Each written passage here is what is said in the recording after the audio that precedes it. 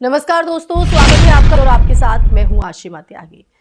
दोस्तों, ईद की सुबह जब लोग इबादत के लिए घरों से निकलते हैं, अमन और मोहब्बत की दुआ करते हैं और उसी वक्त अगर किसी जगह, किसी ईदगाह के बाहर बम फटने की खबर आए तो ये सिर्फ एक अपराध नहीं रहता है, ये सीधे समाज की आत्मा पर हमला बन जाता है।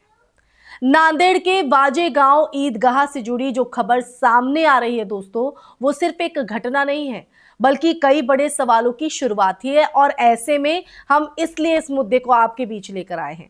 सवाल है सुरक्षा पर, सवाल है कानून के इस्तेमाल पर और सबसे बड़ा सवाल है नैरेटिव पर। रिपोर्ट्स के मुताबिक ईद की नमाज से पहले कुछ लोग कथित रूप से बम लेकर ईदगाह के पास पहुंचे, लेकिन बम उनकी अपनी गाड़ी में ही फट गया। एक व्यक्ति की मौके पर ही मौत हो गई जबकि दूसरा भागने में सफल रहा। अगर ये तथ्य सही है, ये कोई तो अगर हम देखें तो ये कोई साधारण हादसा नहीं बल्कि एक संभावित साजिश की तरफ इशारा करता है। अब देखिए, यहां पर दो महत्वपूर्ण पहलू हैं। पहला कि इस घटना की जांच किस दिशा में जा रही है और दूसरा कि क्या इसे उसी गंभीरता से लिया जा रहा है जैसे कि किसी अन्य संदिग्ध आतंकी घटना में ली जाती है। अब मालेगांव के संदर्भ पर आते हैं। मालेगांव का संदर्भ इसमें कहीं ना कहीं, क्योंकि ये जो पूरा मामला है वो अनायास ही 2008 के मालेगांव ब्लास्ट की याद दिलाता है। उस केस में भी शुरुआत में बड़े बड़े दावे किए गए, बड़े बड़े दावे, और लेकिन अंततः अदालत ने सबूतों के अभाव में आरोपियों को बरी कर दिया। न्यायालय का फैसला अंतिम होता है, लेकिन सवाल यह उठता है कि क्या जांच एजेंसियों ने अपना काम पूरी निष्पक्षता से किया था, और अगर नहीं तो उसकी जिम्मेदारी किसकी थी। अब देखिए दोस्तों, यहीं से जो एक पैटर्न है, एक पैटर्न की चर्चा शुरू होती है। कई मामलों में अगर हम बात करें तो कई मामलों में देखा गया है कि जब आरोपी मुस्लिम समुदाय से होता है तो जांच एजेंसियां और सरकारें ज्यादा आक्रामक रुख अपनाती हैं। अपील, पुनर्विचार, लंबी हिरासत। वहीं दूसरी तरफ जब आरोपी किसी दूसरे समुदाय से जुड़ा होता है तो कई बार जांच की जो गति है वो और गंभीरता पर सवाल उठते हैं। अब ये जो धारणा है, ये धारणा सही है या नहीं, ये बहस का विषय हो सकता है, लेकिन ये धारणा खुद में एक बड़ा सामाजिक संकट है। जी हां, सामाजिक संकट। अब आते हैं नैरेटिव और मीडिया। इस पूरे मामले में एक और अहम भूमिका मीडिया की होती है। क्या इस घटना को उतनी प्रमुखता दी जा रही है जितनी किसी और आतंकी घटना को दी जाती है? क्या हेडलाइंस में वही तीव्रता है या फिर शब्दों का चयन बदल जाता है? संदिग्ध दुर्घटना, स्थानीय विवाद।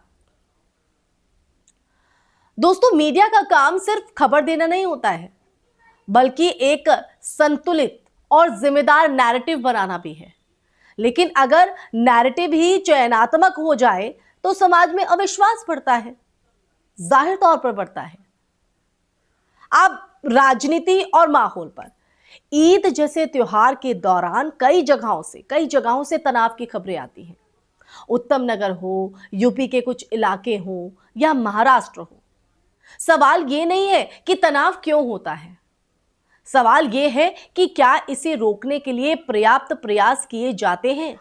राजनीतिक बयानबाजी, सोशल मीडिया पर फैलती अफवाहें और स्थानीय प्रशासन की भूमिका, ये सब मिलकर एक माहौल बनाते हैं। अगर नफरत का माहौल लगातार तैयार किया जाए तो फिर जो ऐसी घटनाएं हैं वो सिर्फ अलग थलग नहीं रह जाती हैं बल्कि एक बड़े ट्रेंड का जो हिस्सा है वो लगने लगती है। तो संविधान और समानता का सवाल काफी अहम हो जाता है। भारत का संविधान दोस्तों सभी नागरिकों को समान अधिकार और समान सुरक्षा का वादा करता है। कानून का जो सिद्धांत है, कानून का सिद्धांत भी यही कहता है कि अपराधी की जो पहचान है उसके धर्म से नहीं, उसके अपराध से तय होगी। लेकिन जब आम लोगों के बीच ये भावना पैदा हो जाती है कि कानून का इस्तेमाल अलग अलग मानकों पर हो रहा है तो ये सिर्फ कानून की नहीं, ये सिर्फ कानून की नहीं बल्कि लोकतंत्र की विश्वसनीयता की भी चुनौती बन जाती है। जी हाँ, चुनौती बन जाती है। नांदेड़ की ये घटना कि सिर्फ किसी, अगर हम देखें तो सिर्फ एक केस फाइल नहीं है, ये एक आईना है, एक सच्चाई है जिसमें हम अपनी व्यवस्था, अपनी राजनीति और अपने समाज को कहीं ना कहीं देख सकते हैं कि हमारे समाज में चल क्या रहा है, किस मानसिकता के लोग हमारे साथ रह रहे हैं। और वो जो मानसिकता है, जरूरत बस इस बात की है कि जांच जो है वो पारदर्शी हो, जिम्मेदारी तय हो और सबसे अहम हो जाता है नैरेटिव ईमानदार हो। क्योंकि अगर हम सच को उसके पूरे रूप में देखने से बचते रहेंगे, पूरा सच ही नहीं जानेंगे, तो झूठ धीरे धीरे सामान्य बन जाएगा। और जब समाज में सच और झूठ के बीच की जो रेखा है वो धुंधली हो जाती है, तब सिर्फ एक समुदाय नहीं, उसकी पूरे देश, कहीं ना कहीं उसका अगर हम देखें तो पूरा देश उसकी कीमत चुकाता है। तो दोस्तों, क्या आप ये कीमत चुकाने के लिए तैयार हैं, या फिर एक ऐसा देश चाहते हैं जो अपनी ही एक पहचान रखता है?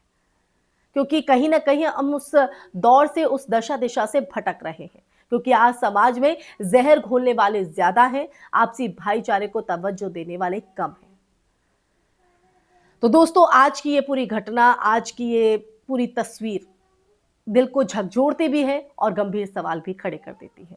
इसी के साथ इस चर्चा में फिलहाल के लिए बस इतना ही। ये चर्चा आपको कैसी लगी, और आज ये जो बहुत ही विकट तस्वीर हो जो हमने दिखाई है, जो सच आपको बताया है, उस पर आपका नजरिया क्या है? कमेंट सेक्शन में कमेंट करके दीजिएगा अपनी राय। फिर हाजिर होंगी ऐसी ही चर्चा लेकर। तब तक के लिए ख्याल रखिए। जय हिंद, जय भारत, नमस्कार।